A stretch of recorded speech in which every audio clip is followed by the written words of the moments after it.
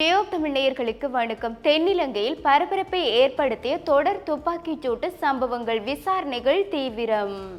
எரிபொருள் விலையில் ஏற்படவுள்ள மாற்றம், இன்றைய வானிலை தொடர்பில் மக்களுக்கு விடுக்கப்பட்டுள்ள முன்னெச்சரிக்கை.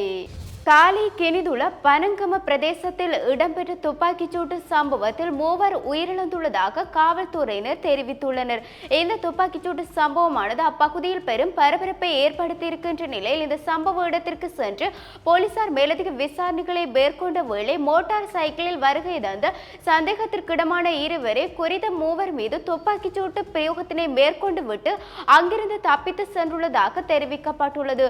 இந்த சம்பவம் தொடர்பில் மேலும் தெரிவிக்கையில், இந்த சம்பவத்தில் உயிரிழந்த 3வரும் குறித்த பகுதியில் இருந்து மது அருந்திக் கொண்டிருந்த வேளை மோட்டார் சைக்கிளில் சந்தேகத்திற்கிடமான இருவர் அப்பகுதியில் வருகை தந்ததாகவும், மேலும் அவர்களுடைய கையில் T56 ரக துப்பாக்கி இருந்துள்ளதை அடுத்து அந்த துப்பாக்கியை பயன்படுத்தி குறித்த நபர்கள் மீது துப்பாக்கிச் சூட்டு பிரயோகத்தினை மேற்கொண்டு விட்டு அவர்கள் அங்கிருந்து தப்பித்து சென்று விட்டதாகவும், இந்த சம்பவத்தில் விடுதி ஒன்றின் உரிமையாளர் உட்பட 2 உயிரிழந்துள்ளதை அடுத்து இந்த சம்பவத்தில் உயிரிழந்தவர்கள் 29 மற்றும் 54 வயது மதிக்கத்தக்கவர் என்றும், மேலும் ஒருவருடைய வயது உறுதிப்படுத்தவில்லை என்றும் தெரிவிக்கப்பட்டுள்ளது. இந்த சம்பவமானது அப்பகுதியில் பரபரப்பை ஏற்படுத்தியுள்ளதை அடுத்து இதே போன்று நேற்றைய தினம் காலி கொஸ்கொட மகா இந்துருவ பகுதியில் நேற்றைய தினம் இடம்பெற்ற துப்பாக்கிச் சூட்டில் அதிர்ஷ்டவசமாக நபர் ஒருவர் உயிர் தப்பிய சம்பவம் தொடர்பில் காவல்துறையினர் விசாரணைகள் முன்னெடுத்து வந்துள்ளதை அடுத்து இந்த சம்பவத்தில் மேலும் தெரிவிக்கையில், குறித்த நபர் அப்பகுதியில் வீதியில் நின்று கொண்டிருந்த வேளையிலே மோட்டார் சைக்கிளில் சென்ற இருவர் தான் துப்பாக்கிச் சூட்டை மேற்கொண்ட வேளை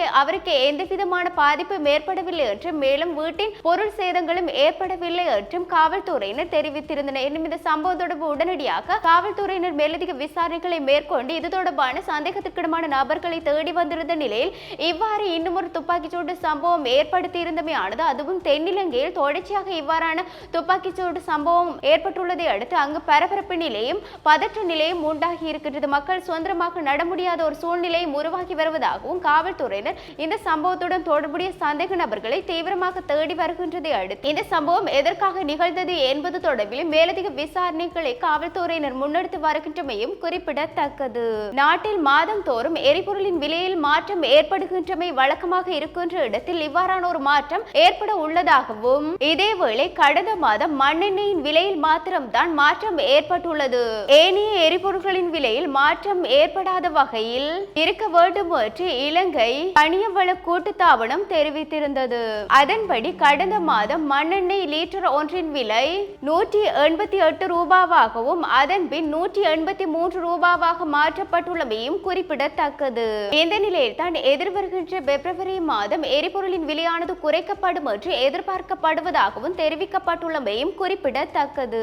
வடக்கு மற்றும் வடமத்திய மாகாணங்களிலும் திருகோணமலை மாவட்டத்திலும் அவ்வப்போது இடியுடன் கூடிய மழை பெய்வதற்கான சாத்தியம் நிலவுவதாக வளிமண்டலவியல் திணைக்களம் இன்றைய தினம் வெளியிட்டுள்ள அறிக்கையில் தெரியப்படுத்தியுள்ளது. இந்த அறிக்கையின்படி கோவா மாகாணத்திலும் அம்பாறை, மட்டக்களப்பு, நுவரெலியா மற்றும் மாத்தளை போன்ற மாவட்டங்களில் அவ்வப்போது மழை வீழ்ச்சி எதிர்பார்க்கப்படுவதாகவும், மேல் மற்றும் சப்ரகமுவா மாகாணங்களிலும் காலி மற்றும் மாத்தறை மற்றும் கண்டி போன்ற மாவட்டங்களில் உள்ள சில பகுதிகளில் மாத்திரம் இடியுடன் கூடிய பலத்த மழை பெய்யக்கூடும் என்றும், அதே சமயம் இடியுடன் கூடிய மழை பெய்யும் வேளைகளில் அப்பகுதியில் இருக்கின்ற பொதுமக்கள் தங்களை பாதுகாக்கும் செயல் திட்டத்தினை முன்கூட்டியே செய்து வைத்திருக்க வேண்டும் மற்றும் வளிமண்டலவியல் திணைக்களம் தெரிவித்திருந்தமையும் குறிப்பிடத்தக்கது. இவ்வாறு எங்களுடைய செய்திகளை அறிவதற்கு www.tamil24.com எனும் இணையதளத்தின் ஊடாக பிரவேசியுங்கள். வணக்கம்.